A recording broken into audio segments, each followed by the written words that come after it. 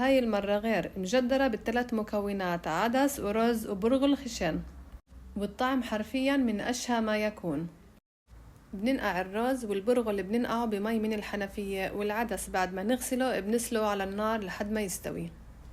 بعد ما يستوي العدس بنضيف عليه البرغل مع كمون وفلفل أسود وبنحركهم مع الزيت اللي قليناه مع البصل، وطريقة البصل موجودة عندي بالصفحة. ما ننسى إضافة الملح. وعشان تطلع المجدرة من أشهى ما يكون بنضيف مرق الدجاج إذا كان عنا بالفريزر، إذا ما كان عنا بنضيف مية مع مكعب ماجي وبندوبه. لما يغلى المرق بنضيف عليه الرز وبنحركهم منيح. بعد ما صرت أطبخها بهاي الطريقة صار ولادي يطلبوها مني باستمرار على قد ما هي شهية.